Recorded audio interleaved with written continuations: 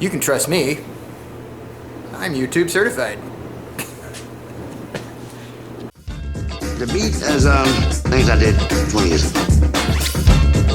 What I did 20 years ago is what they're doing tomorrow. Alright, welcome to episode number 5. This was supposed to be about the engine compartment, but we ran out of room in episode number 4 for the speaker pod section, so I thought I'd make a shorter video doing just the speaker pods and call it episode 5. So let's go ahead and get right to that.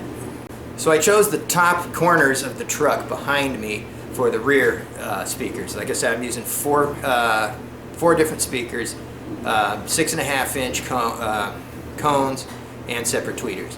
So the tweeters all need to be pointing at me, and there's 4 of them, and then the cones all need to be pointed near me, and there's 4 of those. So what I did was I put them in the top rear corners, so they're not blocking my view to the rear, they're not blocking my blind spot windows, or my blind spots, they're not blocking those quarter windows, and that allowed me to actually point them directionally at each of the passengers in the vehicle. So I decided where I was going to put them. Now I had to figure out how to mount them in there. Alright, so first thing I did was I went and I made the circles, and I made, or the rings, I should say, the speaker rings, and I made another set of speaker rings for the tweeters, and that would allow me to have a nice solid wooden foundation to mount the speakers and the tweeters to. Alright, so what I'm doing here is I'm laying out the mounts I'm making for the tweeters. I just needed a regular round ring for the 6.5 inch cones, but I needed some way to attach the tweeters next to the cones, and so I made the rings first for the cones, and now I'm making the little triangle pieces that come off of that ring and create a place for the tweeter. So you see me locating the tweeter, you see me laying out my lines and making my drawing my outline of it so I can cut it out. I ended up cutting it out with a jigsaw. I didn't have a bandsaw at the time, which would have been better, and then I just sanded it down to get my final shape. But as you can see in this next video here, there's the final shapes. So I went ahead and used wood glue to put those together. Now you'll notice a little gap in the center, and they don't fit perfectly tight against each other. That's because I made a mistake when I was laying it out, and I used the inside of the speaker ring to draw my line instead of the outside. So the radius was slightly different, and it left that little gap in the middle. But the wood glue took up enough of it, it didn't really matter. And as you'll see later, we ended up using some resin and body filler and everything else. So they were locked together plenty tight. It just wasn't as pro as I would have liked. But again, nobody's going to see the finished product or see it in the finished product, so it's fine. But anyway, I got those rings out, and what I'm doing here is I'm gluing them together. Alright, so once I had those main pieces that I was going to mount the speakers into built, now I had to locate them on the panel itself. And I did that basically using some hot glue and some stands I make out of wood. And you can see me laying that out here, figuring out the right angle to where it's going to sit best and leave plenty of room for the speaker cone and the magnet and everything else. And also make sure that it's going to be pointing the right direction in the truck. So I got those stands made, got that set up, got that glued in, and then I went ahead and duplicated the process on the other panel for the opposite side of the truck. So I laid them next to each other, made sure the levels were exactly the same, and made sure they were symmetrical.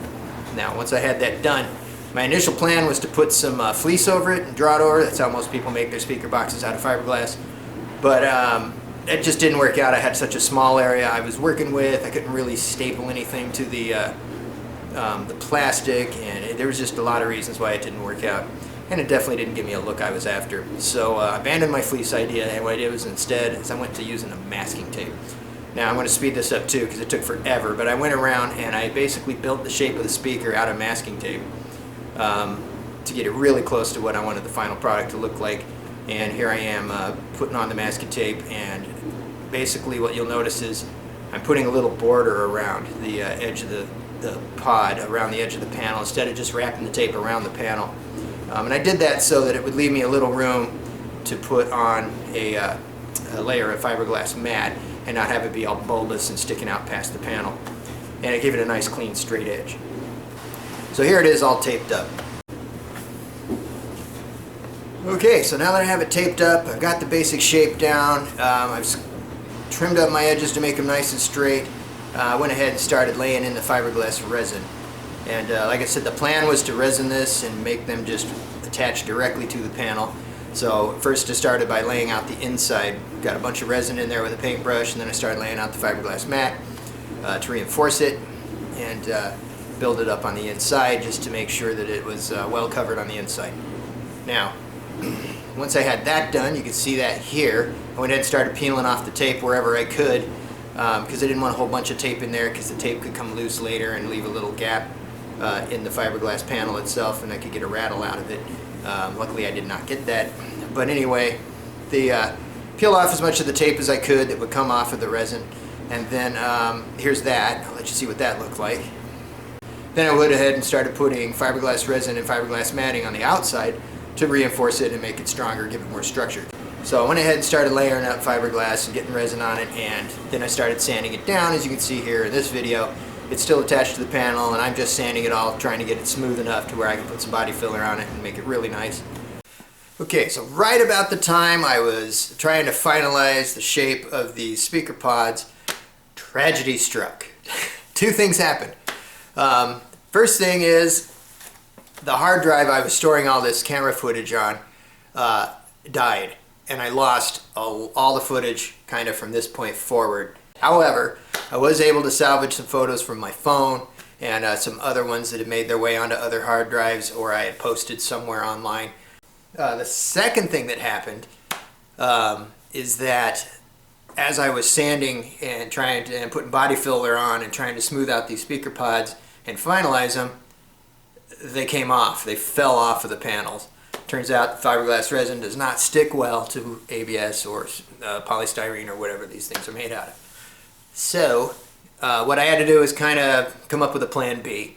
And plan B was, if you look here, you'll notice that the one speaker pod I'm working on has gaping holes in it because it was supposed to be stuck to the panel and it wouldn't have mattered, but it fell off. So now it's got holes I got to fix. So I had to go back and I had to lay down some more fiberglass matting and resin into the bottom of the pods where they meet the panel. And while I was at it, I decided I knew I need a way to mount them. So I went ahead and made these little metal plates, and I went ahead and resined them directly into the bottom of the pod so they were just a part of it, which would give me something metal to screw into or to put a nut and a bolt through to help hold them to the trim panel. And then on by the same token, I took and put metal plates on the back side of the trim panel. So when I put nuts and bolts through, it just sandwiched them all together, and I didn't have to worry about those ever rattling or falling off with vibration. So that's the plan B actually ended up working out better. It's structurally a better situation. So I got that done, got some body filler on it, we got it all smoothed out and looking a lot better. And then went ahead and got those mounted up. And here's a picture of them mounted in the truck. It's a short little video actually of them mounted in the truck. And I drove around for a couple of months with everything installed and working to make sure the stereo system wasn't going to give me any troubles. And then once I was done, I went ahead and I took them back off and I went ahead and finished them. So what you can see in these last final pictures here is that the trim panel itself got wrapped in a suede fabric. Not a real suede, but a faux suede. Redid the headliner as well in suede. And then the pods themselves, I actually used, they look like they're gloss black in one of these shots, but they're not. What I actually used was a rubberized undercoating that you would spray on the bottom of your car. I used that to finish them with.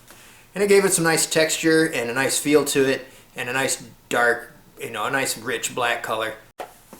Alright, so that's about it. That's hopefully provided you with some inspiration if you want to try and do something yourself. Maybe it lets you know what not to do. There's a lot of times the things I do will tell you what not to do. And maybe gave you some ideas. So I really appreciate you guys watching.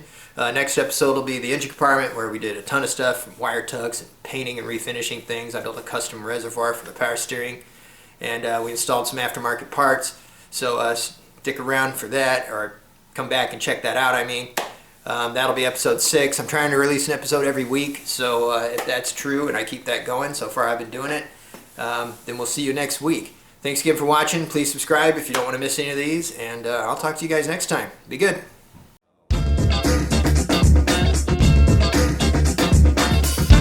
The beat as things I did 20 years ago. What I did 20 years ago is what they're doing